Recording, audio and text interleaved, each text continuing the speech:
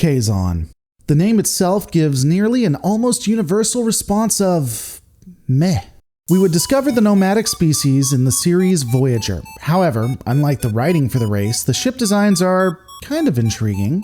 Possibly having a similar start to the interstellar journey of the Klingons, the Kazon would overthrow another species known as the Trabe. After conquering the spacefaring race, they would gain several of the Trabe's ships and begin to utilize that technology to spread across the stars. A large part of Kazon technology does appear to be reverse engineered from the Trabe, which might explain why they don't seem to be able to operate it so well. The most powerful and well-known Kazon ship is the Predator class. Classified as a warship and carrier, the vessel has so much firepower that it could, in theory, overpower an Intrepid-class ship. Even though 4 of them couldn't take out an Intrepid-class vessel in the Voyager episode Basics Part 1 until that Intrepid was sabotaged, but anyway. The vessel sports phasers, plasma torpedoes, and deflector shields. It additionally carries Kazon fighters, which extend the range of the ship in combat, as well as allow the vessel to see incoming threats. As we've discussed, although it's claimed to be able to take down an Intrepid-class vessel, the ship is clumsy and has subpar shielding, which allows faster, more maneuverable vessels to strike devastating blows. I guess it sucks for Janeway that when you think Intrepid, you don't think fast, maneuverable, and agile craft, eh? Many beta canon resources, including but not limited to the Star Trek Encyclopedia 2, have attempted to change the sizing and even structure of the ship. This doesn't appear to be entirely consistent with what's seen on screen, though there are at least 2 different variants of the carrier that appear. The changes impact the color and the forepart of the vessel, but do not seem to affect any of its systems. The true role of this ship is never discovered during the run of Voyager. However, its use leads me to believe that the vessel was a base of operations, and perhaps used as a core for the individual Kazon sects.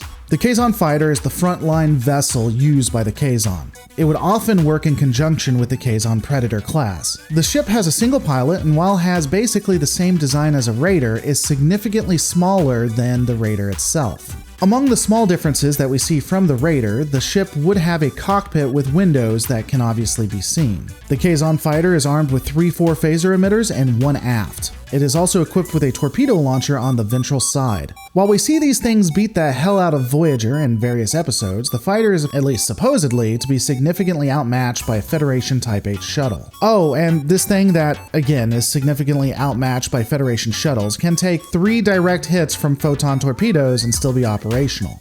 The Kazon Raider is a larger, supposedly more advanced version of the Kazon fighter. The ship has a bridge module versus the cockpit that we see. It additionally has a hangar bay as well as shielding and masking circuitry that helps it avoid detection, because that definitely wouldn't be needed on a Kazon fighter. The Raider can also be taken out by a Class 2 shuttle. The vessel has at least 2 4-phasers along with photonic charges. The ship is utilized for patrols and can be grouped together for raids against other enemies. The Kazon shuttle was a craft utilized by, wait for it, the Kazon to travel from area to area. The ship could be modified, with the forepart taking a more torpedo aspect. This would allow the ship to be converted into a boarding craft. We don't have a ton of information on this vessel, but I'm sure a Federation phaser could take it out. A Federation phaser set on the lowest stun setting. Kazon ships are marked by their crude nature. The most advanced ships would win by firepower alone over design or technology. The lack of innovation of the vessels could be attributed to the Kazon taking technology versus designing it themselves. Unfortunately, the lack of gelato machines would explain why story arcs with the Kazon are subpar. But those are my thoughts. What are yours?